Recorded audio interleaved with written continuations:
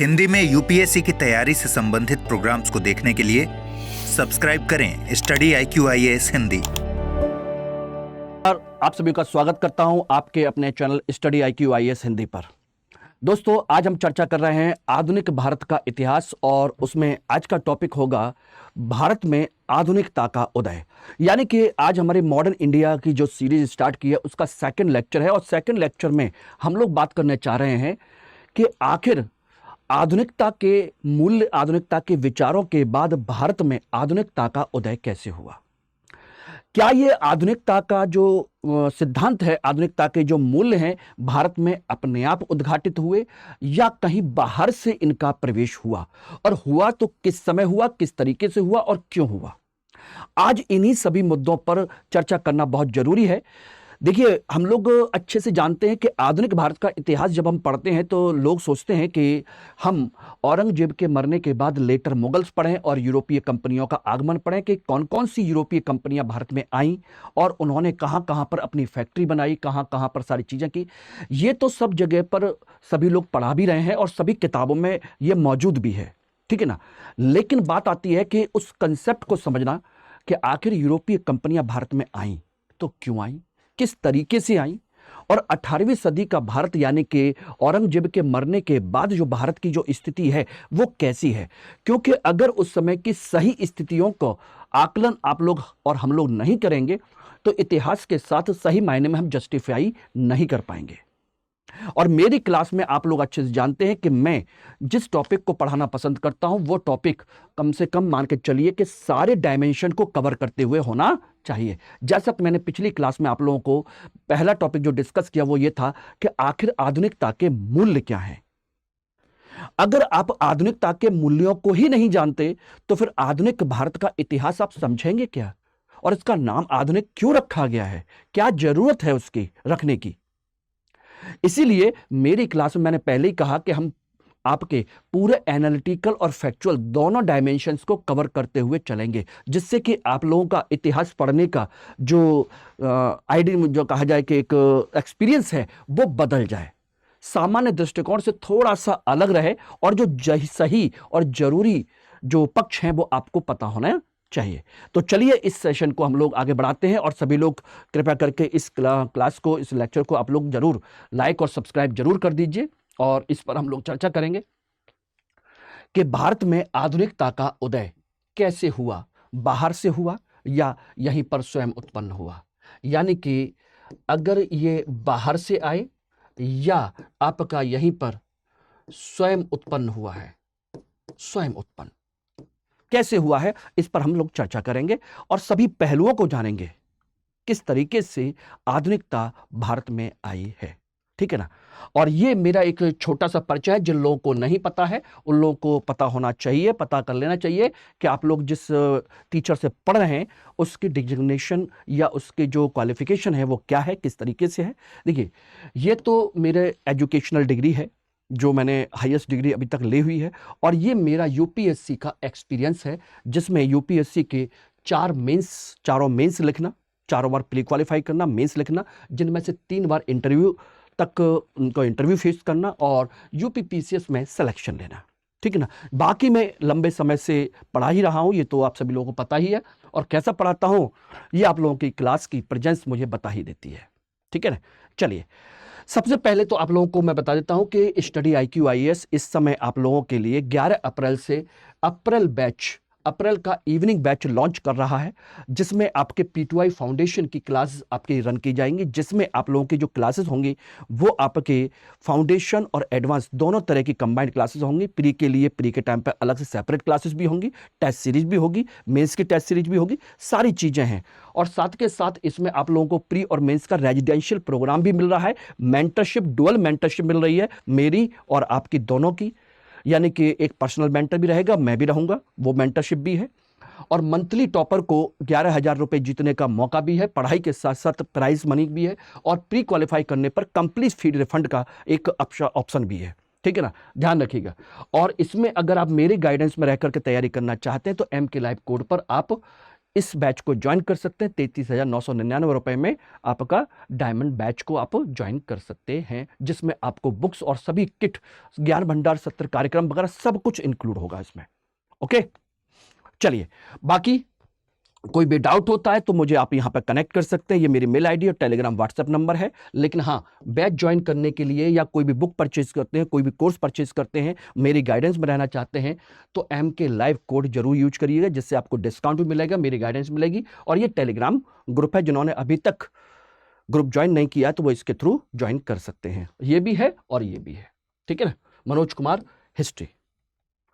चलिए, तो सबसे पहले हम लोगों ने एक सिलेबस डिस्कस किया था कि भाई आधुनिकता का भारत में उदय तो होगा, लेकिन सिलेबस के हम लोगों ने 3 पार्ट किए थे कि आधुनिक भारत का इतिहास, जिसमें हमने 1857 के समय को तो ध्यान में रखा ही रखा, 1857 से पहले का इतिहास, 1857 के बाद का इतिहास, इसको हमने डिवाइड किया था। और सिलेबस मैंने पिछली क्लास में आप लोगों को पूरा डिस्कस भी किया है।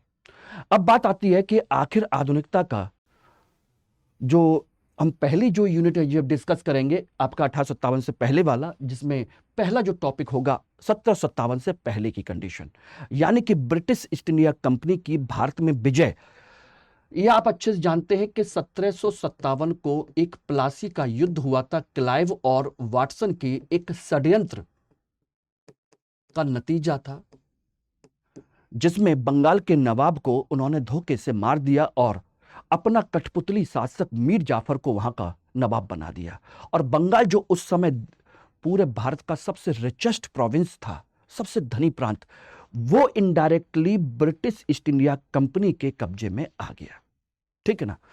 और इसको यहां से माना जाता है कि ब्रिटिश ईस्ट इंडिया कंपनी ने अपने पैर भारत में एक राजनीतिक शक्ति के रूप में जमा दिए, एक राजनीतिक शक्ति बनने की ओर शुरू हो गई। और यहीं पर एक स्टेटमेंट एक बहुत बड़े इतिहासकार हैं, जदुनाथ सरकार। जदुनाथ सरकार, इन्होंने कहा कि 23 जून 1757 को, 1757 23 जून, ये उन्होंने कहा कि 23 जून 1757 को भारत का मध्य युग समाप्त हुआ और आधुनिक युग की शुरुआत हुई। आधुनिक युग की शुरुआत हुई, यानी कि जगन्नाथ सरकार के अनुसार 1757 एक ऐसा समय है जिससे पहले भारत में मध्य युग था और 1757 के बाद आधुनिक युग शुरू हुआ। और आज का हमारा टॉपिक क्या है? भारत में आधुनिकता का उदय, यही टॉपिक है।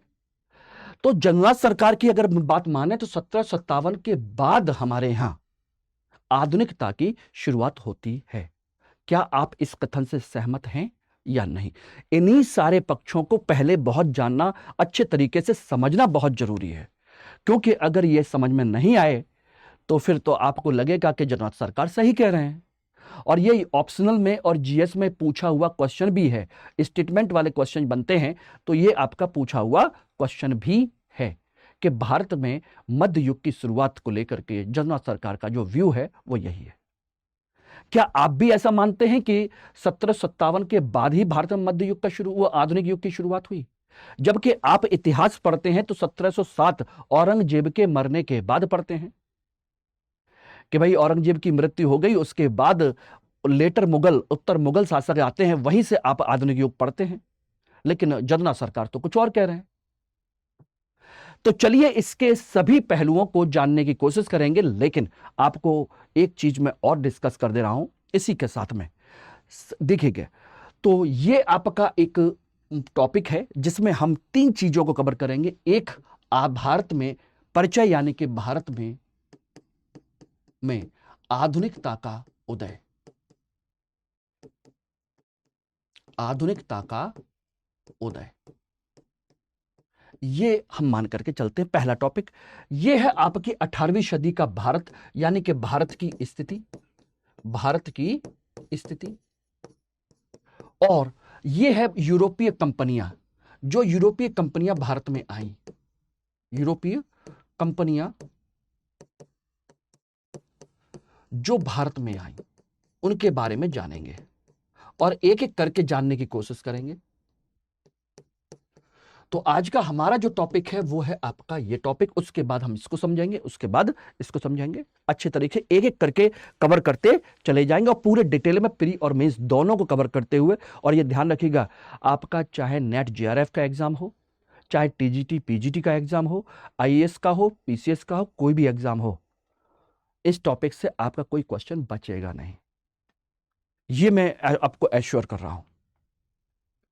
अब आप समझ लीजिएगा, आपका कुछ भी टॉपिक यहां से बच के जाने वाला नहीं है। चलिए, सबसे पहले हम बात करते हैं आधुनिकता का उदय।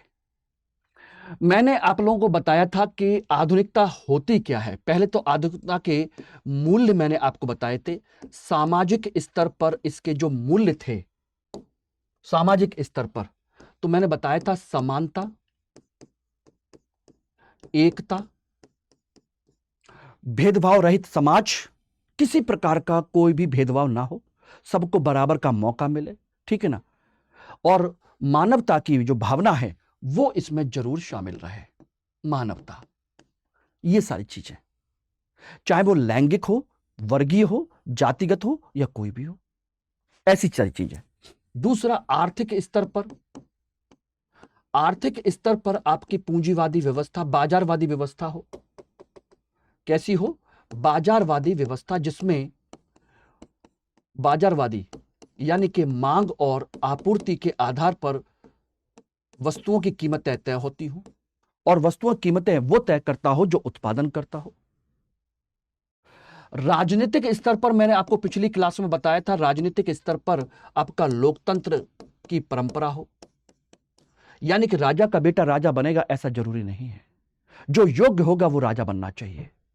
ये आधुनिकता के मूल्य हैं। धार्मिक स्तर पर, धार्मिक स्तर पर क्या मूल्य है? वो है मानवतावादी धर्म, मानवतावादी धर्म, यानी कि ईश्वर केंद्रित धर्म नहीं बल्कि मानव केंद्रित धर्म। क्योंकि ईश्वर भी, अगर हम अवतार की परंपरा को लेकर के चले, तो मानव कल्याण के लिए ही उन्होंने अवतार लिया था, लोगों के कल्याण के लिए, लोगों के भले के लिए ही अवतार लिए थे। चाहे वो प्राचीन काल में हो, किसी भी युग में हो, ईश्वर ने अगर अवतार लिया है, ईश्वर ने अपना संदेश भेजा है, जो भी भेजे मानव कल्याण के लिए भेजे हैं। तो धर्म का जो स्वरूप है वो कैसा है? मानव कल्याण वाला, ना कि कर्मकांडी या रूढ़िवादी तंत्र मंत्र वाला, ऐसा कुछ नहीं। इन मूल्यों की बात आती है तो यही मूल्य है आधुनिकता के। अब बात आती है कि ये मूल्य आपके किस युग में और कहां पर आपके पैदा हुए। तो आपको बता दें कि आधुनिकता के इन मूल्यों की जो शुरुआत होती है वो होती है इटली, या कह सकते हैं यूरोप के पुनर्जागरण से। इटली या यूरोप के पुनर्जागरण से, ठीक है ना, ये ध्यान रखिएगा। लेकिन ये आधुनिक युग में हम कह सकते हैं, क्या आपको लगता है कि केवल आर्थिक कारकों को छोड़ दिया जाए तो क्या प्राचीन भारत में महात्मा बुद्ध ने बौद्ध धर्म के जो सिद्धांत प्रस्तुत किए थे, जो अपने विचार प्रस्तुत किए थे, या जो कुछ भी उन्होंने अपनी बातें कही थी, शिक्षाएं दी थी, क्या ये बातें वो उस समय की नहीं है? क्या महात्मा बुद्ध ने सामाजिक एकता, मानवता, जन कल्याण, ठीक है ना, स्त्री पुरुष समानता, ठीक है ना, वर्ग विभेद, इन सब चीजों पर अपने विचार नहीं रखे थे? क्या राजनीति में उन्होंने गणतंत्र की परंपरा नहीं रखी थी, जो उन्होंने अपना संघ बनाया था और संघ के माध्यम से संघ की व्यवस्था को उन्होंने हमेशा सपोर्ट किया? क्या उन्होंने नहीं रखे? धर्म के स्तर पर उन्होंने क्या मानव कल्याण को ध्यान में रखते हुए अपने विचार प्रस्तुत नहीं किए थे? क्योंकि महात्मा बुद्ध ने तो, ध्यान रखिएगा, अपना बुद्धत्व प्राप्त किया था तो उसका उद्देश्य ही था कि मनुष्य दुखी क्यों है। यानी कि मनुष्य के दुख को दूर करने के लिए ही वो ज्ञान प्राप्त करने के लिए घर से बाहर गए थे, अपना गृह त्याग किया था कि आखिर भाई इन दुखों के कारणों को जाना जाए। यानी कि लोगों के कल्याण के लिए, लोगों के दुखों को दूर करने के लिए ही उन्होंने सारा प्रयास किया था। लेकिन उस समय वो बहुत बड़ा परिवर्तन नहीं आया, क्योंकि आगे जाकर के वो व्यवस्था फिर से वैसी की वैसी बन गई और वो उस व्यवस्था में परिवर्तन आ गया। फिर से ब्राह्मणवाद आ गया, बौद्ध धर्म भी पतनशील अवस्था में चला गया, सारी चीजें हो गई।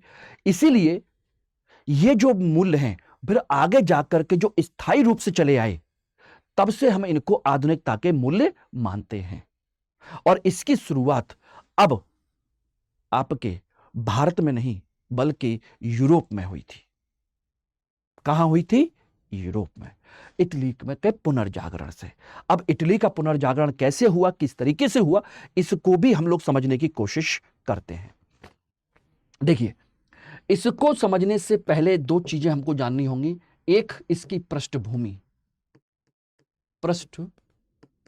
हमको जाननी होगी कि आखिर ये पुनर्जागरण क्यों हुआ, कैसे हुआ और इसके मूल्य क्या थे, वो भी मैं आपको चर्चा करूंगा। बात अगर आप देखेंगे तो प्राचीन काल की है, मध्यकाल की भी नहीं है। पृष्ठभूमि में जाएंगे तो हम बात कर रहे हैं बिल्कुल प्राचीन काल में। प्राचीन काल में एक ये है आपका रोमन साम्राज्य। क्या है? रोमन साम्राज्य। ये तो हमने लोगों ने सुना था कि भारत के रोमन साम्राज्य से बहुत अच्छे व्यापारिक और अच्छे राजनीतिक संबंध भी थे, ठीक है ना। यहां पर एक हूण जनजाति रहती है, हूण रहते हैं प्राचीन काल में, और यहां पर है आपका भारत। अगर हम कहें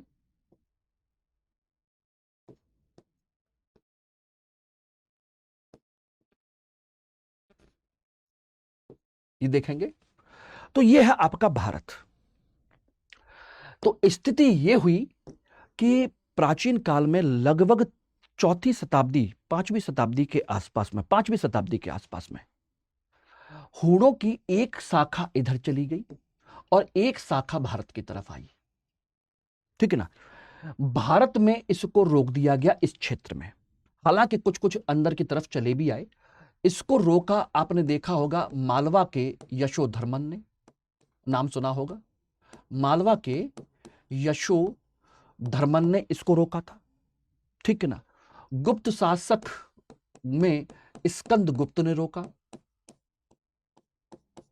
और भी कई लोगों ने इसको, इन्हें रोका, हूणों को, जिनमें तोरमाड़ भी थे, मेहरकुल भी थे, और भी कई सारे लोग थे, खुशनवाज भी थे। इन सबको भारत के बॉर्डर के आसपास पे रोक दिया गया, ठीक है ना, ध्यान रखना। लेकिन जब ये गए तो इन्होंने पूरे रोमन साम्राज्य को इसे नष्ट कर दिया, तहस नहस कर दिया, पूरा नष्ट कर दिया, ठीक। और जब ये नष्ट हो गया तो फिर कंडीशन ये हुई कि इसे फिर बाद में जाकर के रीऑर्गेनाइज किया गया। नष्ट करने के बाद में यह पुनर्गठित हुआ, और पुनर्गठित होने के बाद में इसका जो पूर्वी जो क्षेत्र है, पूर्वी जो यूरोप है, ये इधर साइड वाला, एक तो पश्चिमी हो गया और एक पूर्वी साइड वाला, यहां पर एक नया शहर बना जिसका नाम था कुस्तुनतुनिया, राजधानी बनी। इसी नाम से एक शासक भी था, इसी नाम से उसने अपनी एक राजधानी, एक नगर बसाया, ठीक है ना। और यह बन गया नया रोमन साम्राज्य का एक नया केंद्र, कुस्तुनतुनिया यह बना। लेकिन इसको बनाते समय कंडीशन यह हुई कि जब इसको पूरा जब बिखर गया तो उसको मैनेज करते समय एक घटना घटित हुई थी। इसीलिए इसमें क्या कंडीशन हुई कि इसको छोटे छोटे उपभागों में विभाजित कर दिया, और यहां पर सामंत या कहा जाए कि बड़े बड़े राज्यपाल, गवर्नर यहां बना दिए गए। तो यानी कि मुख्य राजा ये रहा और मुख्य राजा की अपनी राजधानी ये रही, ठीक है ना, सारी चीजें ये रही, और अपने क्षेत्र को छोटे छोटे सरदारों के अधीन रख दिया गया। वो इसलिए रख दिया गया कि इसको जब रीऑर्गेनाइज किया गया तो इन सभी सरदारों ने बड़ा अच्छी भूमिका निभाई थी, उसका बड़ा सहयोग किया था राजा के लिए, तो उन सब अन्य सभी सरदारों के अंदर राजनीतिक महत्वाकांक्षा बहुत ज्यादा ना जागे, आगे जाकर के कोई समस्या ना खड़ी हो, इसलिए राजनीतिक महत्वाकांक्षा को संतुष्ट करने के लिए शासकों ने उनको अलग अलग क्षेत्र का राज्यपाल, गवर्नर बना दिया और एक तरीके से उन्हें सामंत की स्थिति में ला करके खड़ा कर दिया कि भाई आप फ्यूडल लॉर्ड्स की तरह हैं, आप अपने अपने क्षेत्र का शासन व्यवस्था संभालिए और सबसे ऊपर मैं हूं। ठीक है ना, आप अपनी रिपोर्ट दे दीजिए, वहां पर अब राजा के लिए आप सेना रखिए, राजा के लिए कर इकट्ठा कीजिए और केंद्र का हिस्सा केंद्र को भेज दीजिए, बाकी से आप अपना काम चलाइए।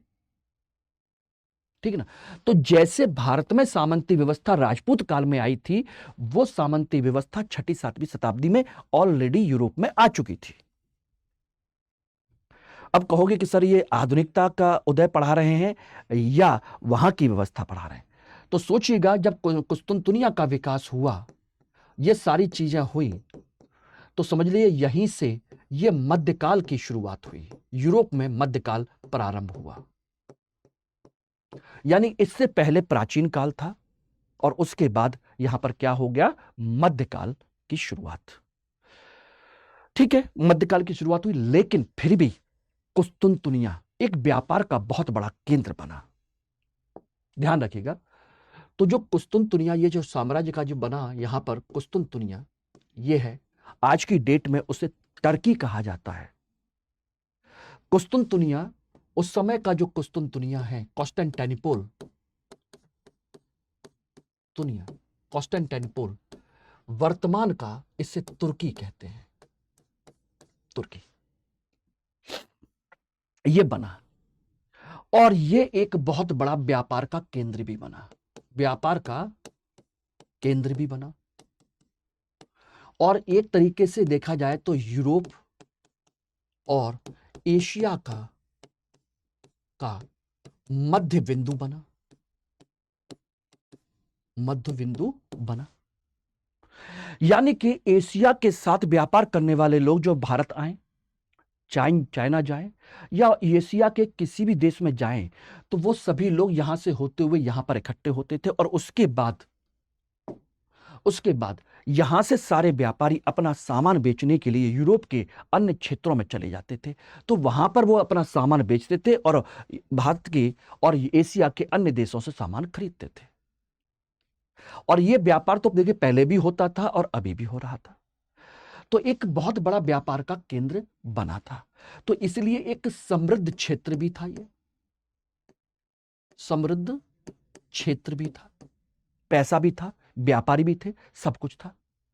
और सोचिएगा यहां के जो व्यापारी थे, व्यापारी वो काफी ज्यादा ज्ञानी लोग भी थे। अब कहोगे ज्ञानी लोग क्यों? क्योंकि इनको दुनिया भर के रास्तों का बड़ा ज्ञान था और इसी समय धर्म युद्ध हुए थे। क्या हुए थे? क्रूसेड, यानी कि धर्म युद्ध। और धर्म युद्ध के चक्कर में स्थिति यह हुई कि व्यापारी उन सेनाओं के पीछे पीछे अपना माल बेचने के लिए उन्हीं रास्तों से निकल भी जाते थे, तो उन्हें देश दुनिया की बड़ी अच्छी खासी नॉलेज भी होने लगी थी।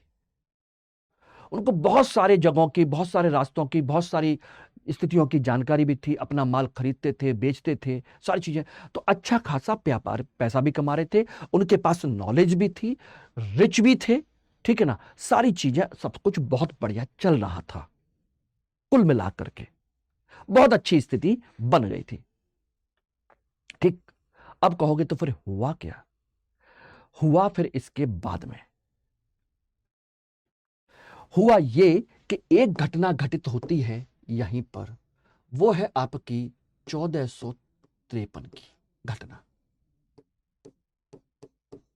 1453 की घटना घटित होती है। और 1453 की घटना के क्रम में स्थिति बदल जाती है। यहां पर कंडीशन यह होती है, तुर्कों ने कुस्तुनतुनिया जो मुस्लिम हैं,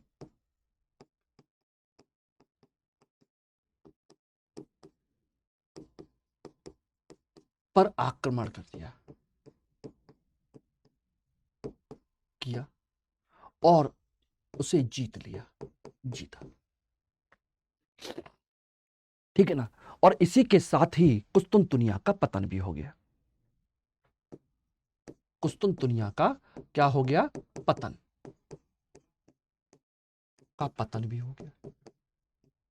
तो पहला पॉइंट तो ये हो गया, उसको जीत लिया। और जब कुस्तुनतुनिया का पतन हुआ तो इसी पतन के साथ ही भारत और एशिया की ओर आने के रास्ते बंद हो गए। अब ये व्यापार कैसे करें? यानी कि एक तरीके से देखा जाए तो इनका सबसे पहले स्थल मार्ग बंद हुआ, उसके बाद उन्होंने जल मार्ग पर भी कब्जा कर लिया। वही गल्फ ऑफ ओमान, ओमान की खाड़ी या लाल सागर, वो सारे क्षेत्र इनके कब्जे में निकल गए। अब इसके बाद स्थिति ये हुई कि जब ये हुआ तो यहां से जो व्यापारी वर्ग है, व्यापारी जिसे हम कहते हैं मध्य वर्ग, ये भाग कर इटली पहुंच गया। इटली पहुंचा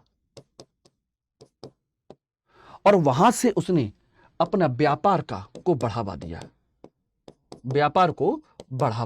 दिया। लेकिन वहां एक समस्या थी, वहां पर एक समस्या थी कि भाई भारत और एशिया के देशों से जो सामान मंगाते थे उसकी आपूर्ति उनके पास नहीं हो पा रही। बाकी करें तो करें क्या?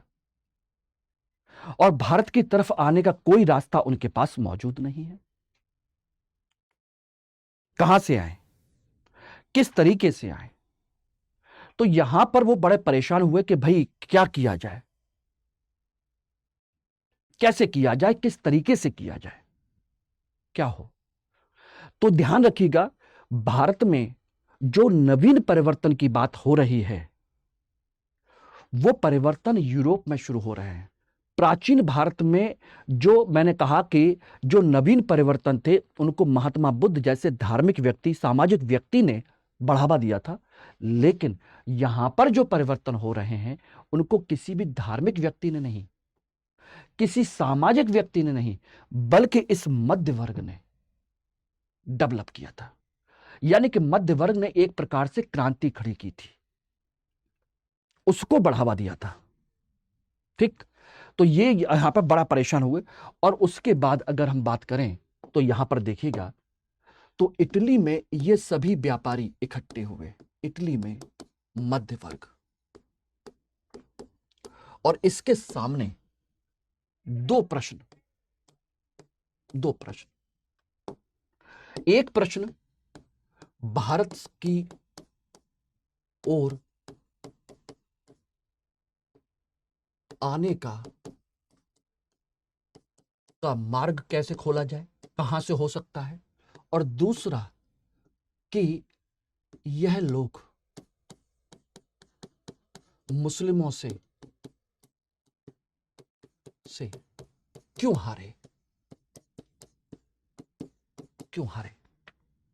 तो ये सारी चीजें इटली के जो बेहतरीन शहर हैं, वेनिस है, मिलान है, रोम है, ये सभी व्यापार के बड़े अच्छे केंद्र बने। और वहीं पर बैठ करके इन्होंने सोचना शुरू किया कि भाई भारत और एशिया की तरफ जाने का रास्ता क्या हो सकता है, और दूसरी तरफ कि हम हारे क्यों, हमको अपना कुस्तुनतुनिया क्यों छोड़ना पड़ा। हम तो महान रोमन साम्राज्य के वंशज हैं, हम महान रोमन साम्राज्य के वंशज हैं, तो हम हारे क्यों? हम तो इतने महान थे, राजनीतिक स्तर पर हमारे पास ऐसे हथियार थे, हमने दुनिया को यह दिखाया था, हमने दुनिया को वो दिखाया था, हमने ये किया था, हमारे महल ऐसे थे, हमारी ये चीजें ऐसी थी। तो फिर हुआ क्या? तब जाकर के जब इन्होंने इस प्रश्न पर चर्चा किया तो फिर इनके दिमाग में आया कि हम पहले ऐसे थे लेकिन वर्तमान में ऐसे नहीं हैं। यानी कि इनके दिमाग में आया कि प्राचीन काल में रोमन साम्राज्य महान था, ठीक है ना, और हम उसके वंशज हैं।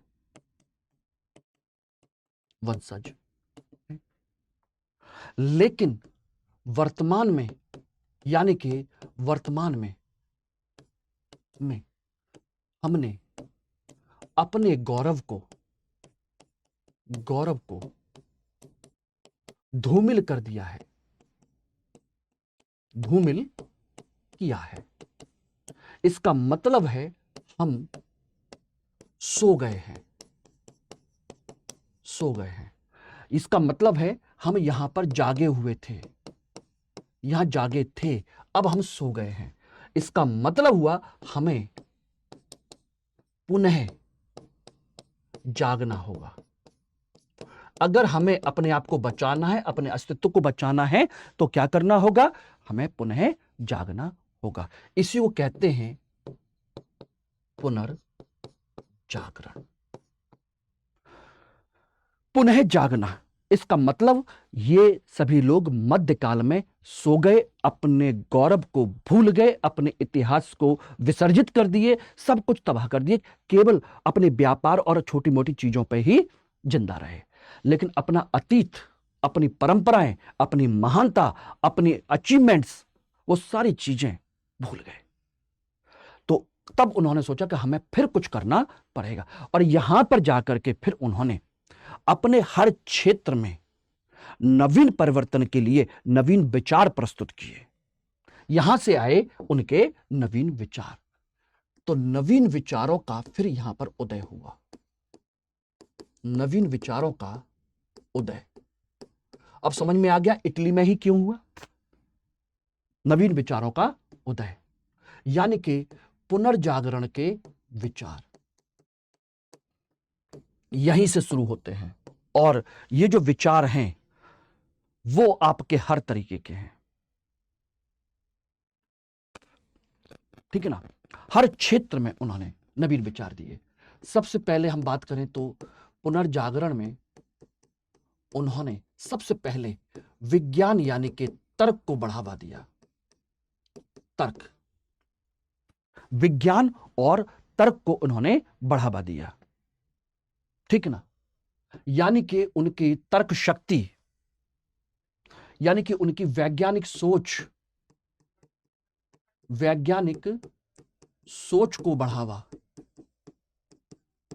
बोले तर्क करो, उनके वैज्ञानिक सोच को बढ़ावा, लोगों के अंदर साहस को बढ़ावा दिया, साहसी बनाया।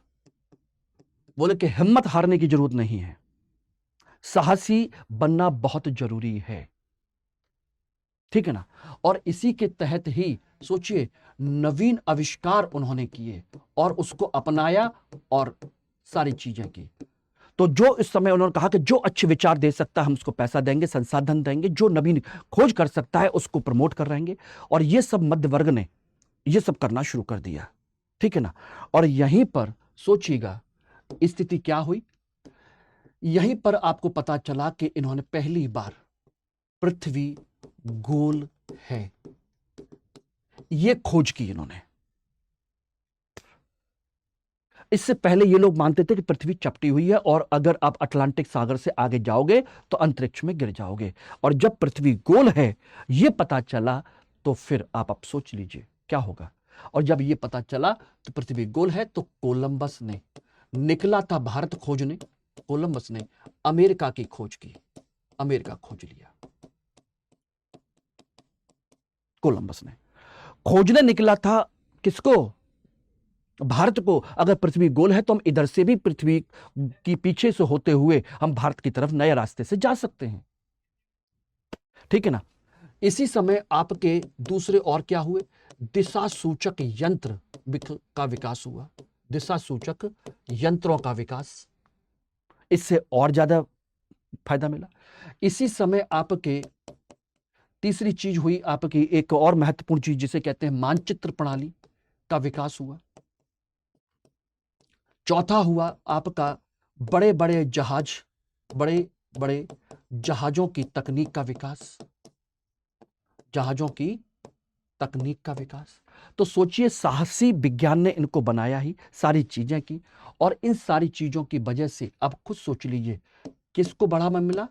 इसकी वजह से बढ़ावा मिला समुद्री खोजों को, समुद्री खोजों को बढ़ावा मिला।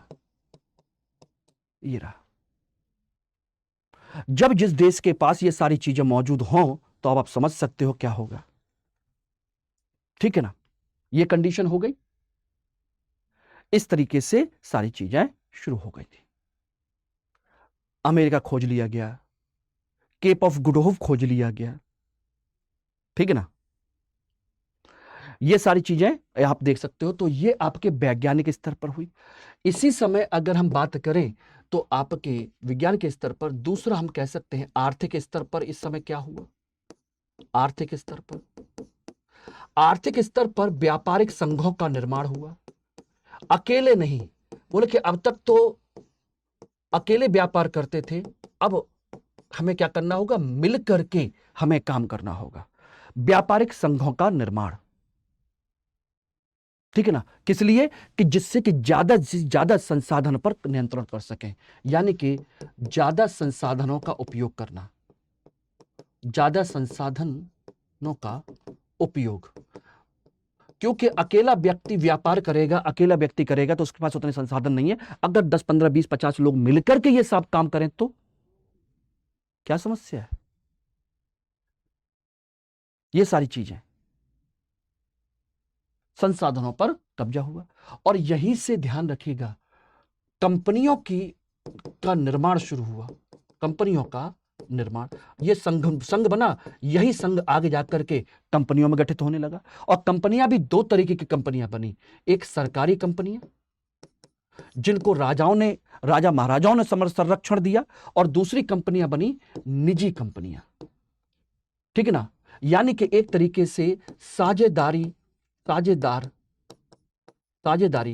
फर्में बनना शुरू हो गई। फर्में बनना शुरू।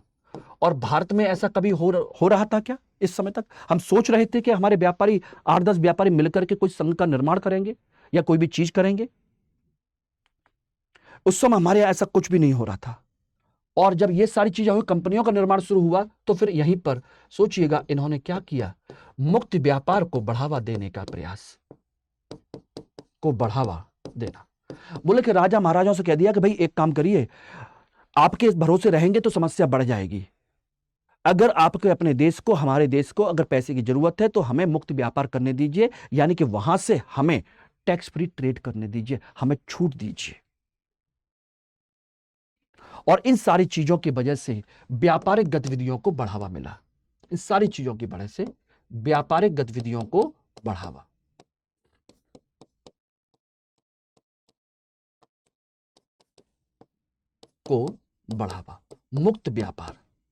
मुक्त व्यापार बोले तो उधर का माल जो हमको चाहिए वो हमको लाने दीजिए, हमको अपना माल बेचने दीजिए। क्योंकि माल नहीं लाएंगे, बेचेंगे नहीं तो मुनाफा कैसे कमाएंगे।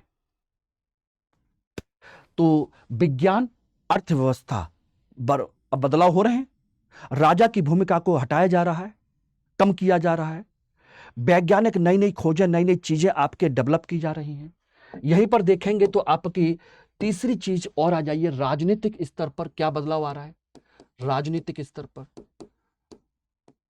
अब सोचिए, राजनीतिक स्तर पर क्या स्थिति होगी जब मुस्लिम शासकों ने कुस्तुनतुनिया को तबाह कर दिया।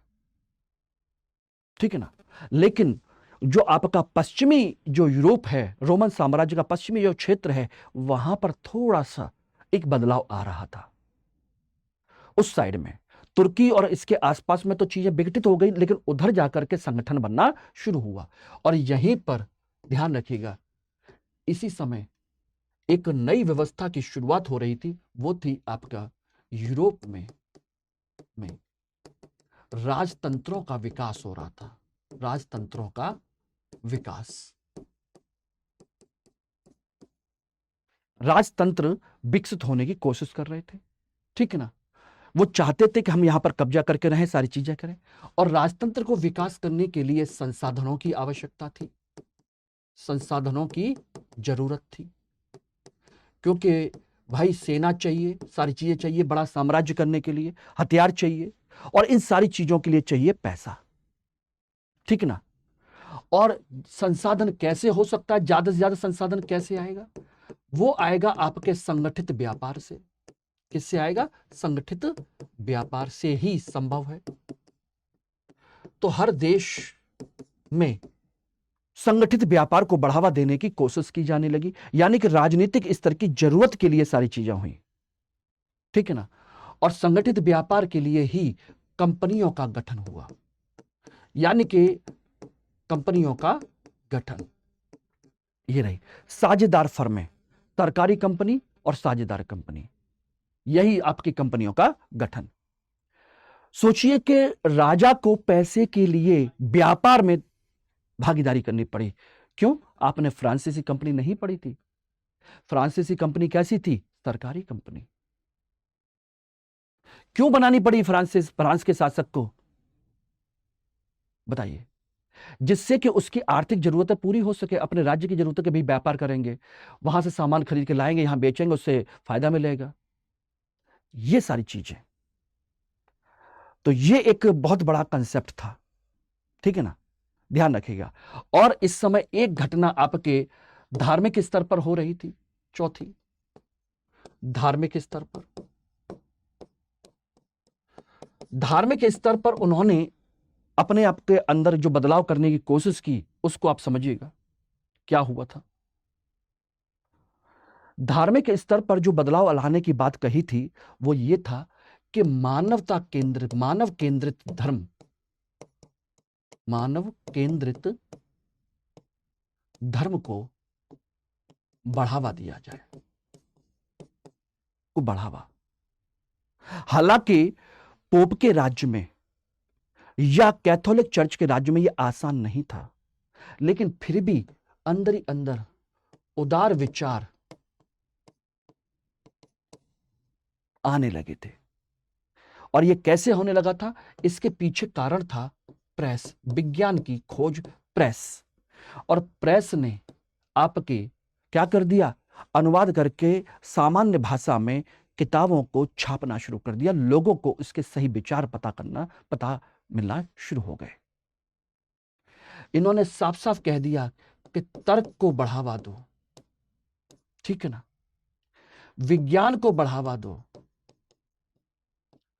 रूढ़िवादिता को नहीं, रूढ़िवादिता को छोड़ो, रूढ़िवादिता को छोड़ो, विज्ञान को बढ़ावा दो। और प्रेस ने अनुवाद के द्वारा लोगों तक सही ज्ञान पहुंचाया।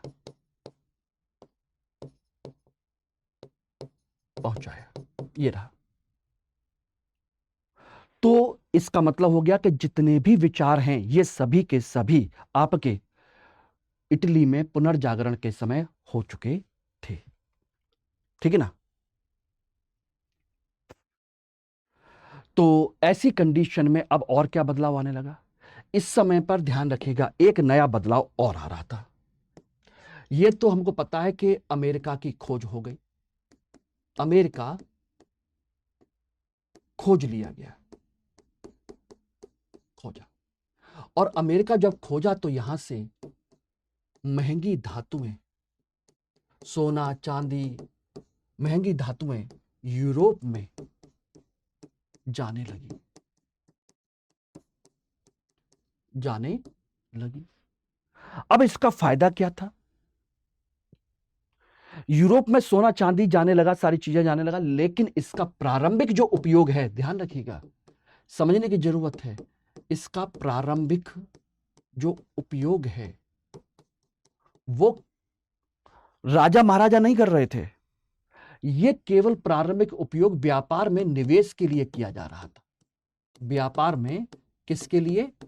निवेश के लिए किया गया।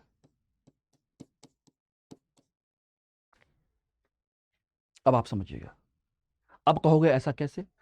अमेरिका से सोना चांदी लाइए, एक एग्जांपल समझिए, और वहां से ला करके जहाजों में लाद करके भारत में पहुंचाइए, और भारत में पहुंचाने के बाद भारत से कच्चा माल और अन्य जरूरी सामान खरीद करके यूरोप में बेचिए और मुनाफा कमाइए, और उस मुनाफे को अपने घर में छोड़ दीजिए, उस मुनाफे को घर में छोड़ दीजिए। इसका मैं एग्जांपल देता हूं, ध्यान रखिएगा।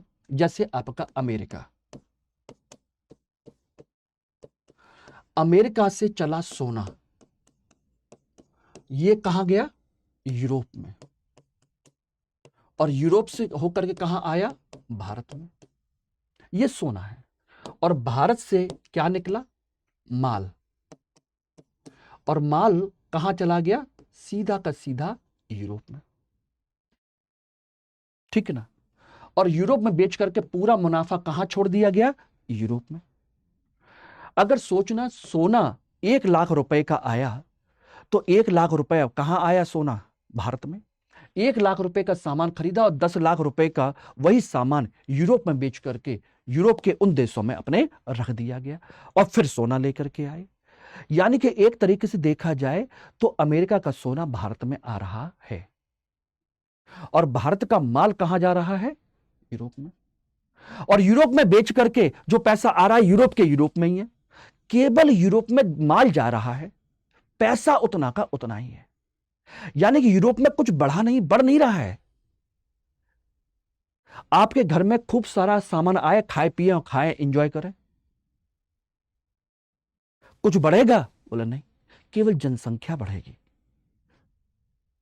कुछ नहीं बढ़ेगा। बात समझ गए नहीं? असली फायदा किसको हो रहा है? असली फायदा हो रहा है अमेरिका से आने वाले सोने का एशिया के देशों को, यानी कि भारत को। भारत में सोना आ रहा है और भारत का माल जा रहा है। यह भी सोचिए आगे जाकर के उनकी बुद्धि फ्री, यार ये क्या हो रहा है भाई? तब जाकर के उन्होंने भारत में कहा कि भाई अब हम सोना नहीं लेकर के आएंगे। 1757 का प्लासी का युद्ध और यह षड्यंत्र इसीलिए रचा गया था कि हमारा जो अमेरिका से दुनिया भर से सोना खोद करके लाते हैं वो इंडिया में दे देते हैं। भाई अब हम सोना नहीं लाएंगे, हम भारत से ही कुछ ऐसा व्यवस्था करेंगे कि भारत का पैसा निकाल लेंगे, भारत से ही सामान खरीदेंगे और भारत का सामान हम यूरोप में भेज देंगे। तो यानी कि उनका प्लान था अमेरिका का सोना भी पहुंच जाए और भारत का सामान भी पहुंच जाए यूरोप में। यह था उनका अगला प्लान। तो फर्स्ट प्लान तो उनका यही चल रहा था, लेकिन तब तक उनको बुद्धि नहीं आई। इनको सोचिएगा लगभग 200, 250, 300 साल लग गए इनको, 200, 300 साल। तब तक 200, 250, 200, 200 साल तक इंडिया को ये अपना सोना चांदी पहुंचाते रहे। अब आप समझ लीजिएगा, इसीलिए पहुंचाते रहे। अब समझ में आ रहा है कि नहीं आ रहा कि इतिहास मॉडर्न इंडिया ऐसे नहीं बदला है। मॉडर्न इंडिया यूरोप में होने वाली गतिविधियों के कारण बदला है। समझ में आ गया? और जब यह हो रहा था तो इसी की वजह से यहीं पर इसी समय यूरोप में, मैंने कहा ना जनसंख्या बढ़ रही है, में कुलीन वर्ग का विकास हो रहा था। कुलीन वर्ग का विकास यानी कि इलीट क्लास, जो व्यापारी है उसके पास पैसा आ रहा है, सारी चीजें हो रही हैं, तो वो विलासितापूर्ण वस्तुएं खरीद बना रहा है, विलासितापूर्ण वस्तुएं इस्तेमाल करना चाहता है। जरूरी है उसके लिए। और इसकी आपूर्ति कहां से हो रही है?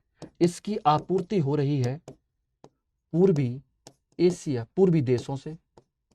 पूर्वी देश बोले तो भारत जैसे देशों से, उनसे आयात करना है। लेकिन आयात करने के लिए उनके पास साधन नहीं है, उनके पास साधन नहीं है।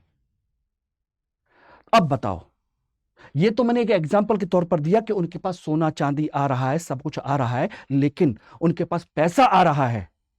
ये मैंने केवल एक उदाहरण दिया था कि ऐसा हो रहा था, उदाहरण है।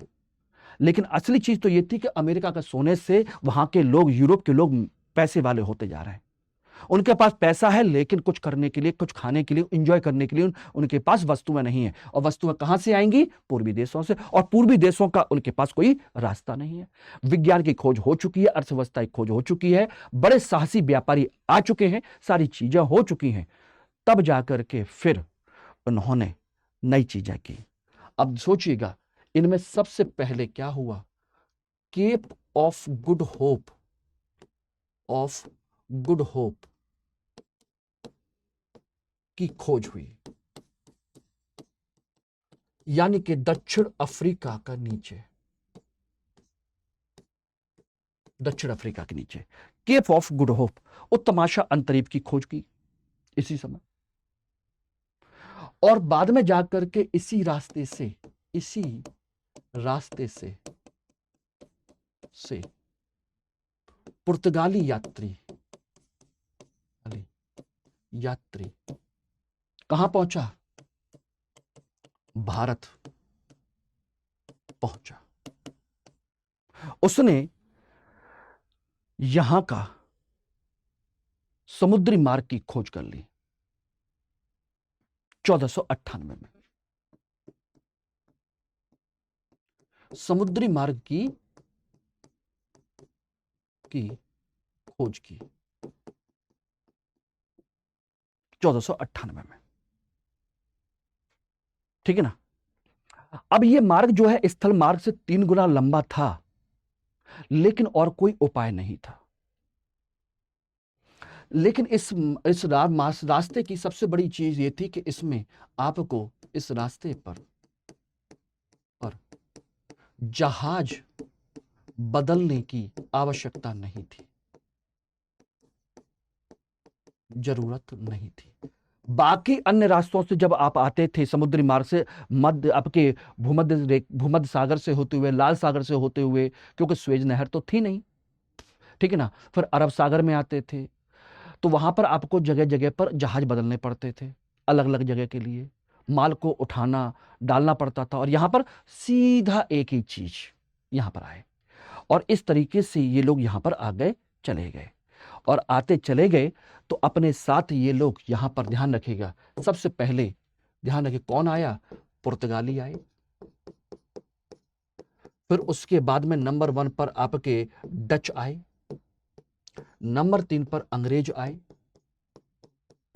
नंबर 4 पर डेनिस आए, नंबर 5 पर आपके फ्रांसीसी आए, ठीक है ना। ये सभी भारत में आए और ये अपने साथ